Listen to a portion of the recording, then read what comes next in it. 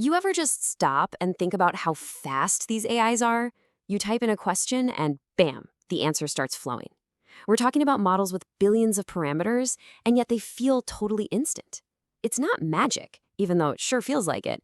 It's actually some of the smartest, most clever engineering happening in tech right now. And we're going to pull back the curtain and see exactly how it works. So yeah, we've come to expect instant AI, right? But on the back end, companies are grappling with two massive challenges. First, making these gigantic models respond with insane speed. And second, doing it efficiently enough so it doesn't cost an absolute fortune for every single question you ask. So how on earth do they pull it off? Well, the key to the whole thing is one word: inference. You hear a lot about AI training, which is that super slow, crazy expensive process of teaching the model. But inference, that's what happens after all the learning is done. It's the live show, the performance part, where the AI actually uses what it knows to answer you. And that performance, it has to be lightning fast. Let's put it this way. Training is like studying for a final exam for months on end. It's all about raw, brute force computing power. But inference, that's like actually taking the exam. You have to answer every single question quickly and correctly. The problem isn't the model's brain power. The real bottleneck is how fast you can feed it information. That's why we say it's memory bound. And this brings us to the main villain of our story, the memory bandwidth bottleneck. Okay, imagine a brilliant chef. That's our AI's processing core. This chef can cook faster than anyone on the planet, but their kitchen assistant can only bring them one single ingredient at a time. No matter how fast that chef is, the entire process just grinds to a halt. That's exactly what's happening inside the computer. The AI processor is just sitting there, waiting for data. And all that waiting is what causes lag.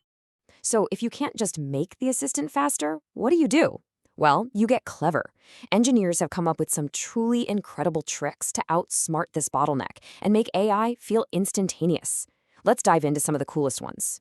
All right, first up, we've got a technique called speculative decoding. The analogy here is just perfect. Think about it. Instead of having a busy senior manager, our big, powerful AI model write a whole email from scratch, you have a quick junior assistant whip up a draft first. The manager can then just glance at it, approve it, or make a few tiny fixes. It's so much faster. Okay, so here's how that works in the tech world. A small, super fast model generates a few guess words that it thinks are coming next. Then the big, powerful model looks at all those guesses in one single go. It instantly says, yep, these are good, and accepts them as a batch. So instead of spitting out one word at a time, it can generate 5, 6, or even more, which, as you can imagine, speeds things up a ton. The next fix is just beautifully simple. It's called inference with reference, and the whole idea is pure common sense. If the answer is already sitting right there in the text you've been given, why would you waste time and energy trying to generate it from scratch? Just copy it. And check out this example, it makes it so clear. The user asks, where does real insulin come from? The model has some context that literally contains the answer. So instead of thinking and trying to formulate a sentence, it just identifies the key phrase, the pancreases of cows or pigs, and plucks it right out, putting it directly into the answer. It's a massive shortcut that saves time and honestly probably makes the answer more accurate. Now, building on these ideas, we get to something even more advanced: parallel decoding. And this one asks a really bold question. What if a model didn't have to just guess the very next word? What if it could predict several future words all at the same time? This is really cutting-edge stuff. The model basically generates a whole chunk of text in one go. Then it runs a quick check to make sure all the words actually make sense together. If one or two words seem a little off, it just fixes those specific ones instead of throwing the whole thing out. It's a big step toward making text generation a lot less like a one-by-one assembly line. Okay, for our last trick, and this one is a biggie, we have prompt caching. This is the ultimate shortcut, especially for things like chatbots.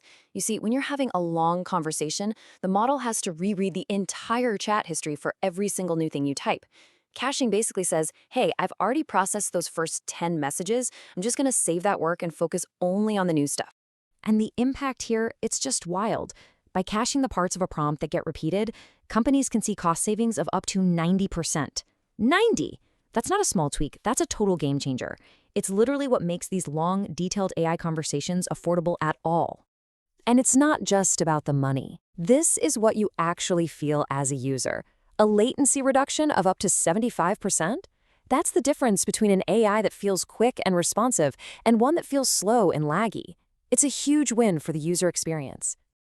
So, okay, we've waded through some pretty technical stuff here, but what's the real-world payoff? Why do all these clever engineering hacks actually matter to you and me?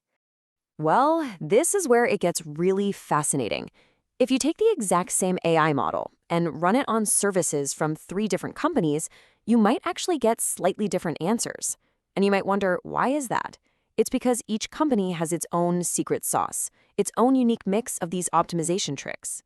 These choices don't just affect speed and cost, they can literally change how the model behaves and the quality of its answers. So, what's the bottom line for you? It's pretty clear. These optimizations are the reason we get faster responses from our favorite AI apps. They're what drive down costs, making this amazing tech accessible to way more people. They create a user experience that's actually smooth and not frustrating. Really, they're what make the whole AI world practical and sustainable. And that leaves us with one last big question to think about. We always hear about the race to build bigger and more powerful models. But after seeing all this, you have to wonder, maybe the real competition isn't just about raw power.